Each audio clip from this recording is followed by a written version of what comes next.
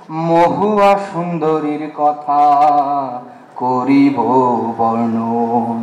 কেমনে মারিব আমি পুতির গলায় ছুরি, খাড়া থাকো বাপ তুমি, আমি আগে মরি। শহরে যখন শরতের সন্ধ্যা নামে তখন পুথির সুর ওঠে ডাকসু ভবনে। শিকারি কুকুর লইল শিয়াল হেজা ধরে, মনের সুখেতে চলে বৈদেশে নগরে। একসময় গ্রামীণ জীবনে শিক্ষা, ধর্মীয় উপদেশ, সামাজিক মূল্যবোধ শেখা কিংবা প্রেম বিচ্ছেদের উপাখ্যানে পুঁথিপাঠ হয়ে উঠেছিল অনন্য। ওরে আমার কাছে থাকো ঠাকুর, সুখে করো বাস। শনিবার সন্ধ্যায় আব্দুল করিম সাহিত্য বিশারদের ১৫৪তম জন্মবার্ষিকী উপলক্ষে পুঁথিপাঠের আসর জমায় ঢাকা বিশ্ববিদ্যালয় কেন্দ্রীয় ছাত্র সংসদ ডাকসু।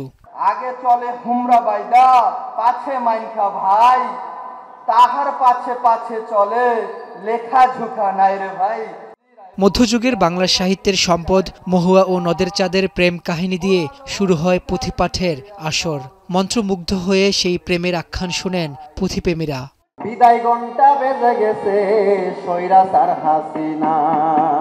মহুয়ার পালা শেষে পুঁথি আকারে পাঠ করা হয় স্বৈরাচার শেখ হাসিনাকে নিয়ে হাসিনা পালা। সেই পুঁথি শোনান মহসিন হল সংসদের সমাজসেবা সম্পাদক সাইফুল ও তার দল। তারপরেতে ধারাবাহিক গণহত্যা চলে। বিশ্বনবী হযরত মুহাম্মদ সাল্লাল্লাহু আলাইহি সাল্লামের সিরাত পড়ে শোনায় খুদে পুঁথি গায়কেরা। উঠে আসে ইসলাম প্রতিষ্ঠায় বিশ্বনবীর ত্যাগের মহিমা। মুহাম্মাদের আগমনে মহালেমার ঘর, সচ্ছলতার পরশ পেল অনটনের পর।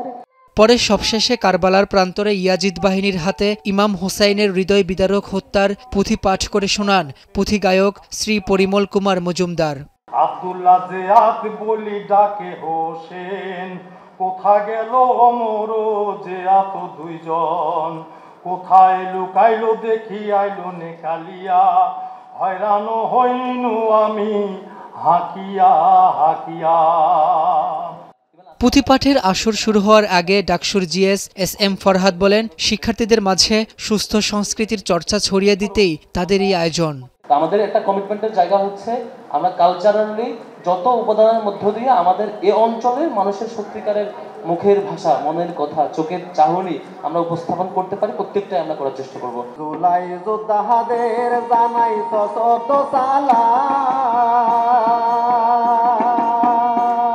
রাব্বি হোসেন, এখন, ঢাকা।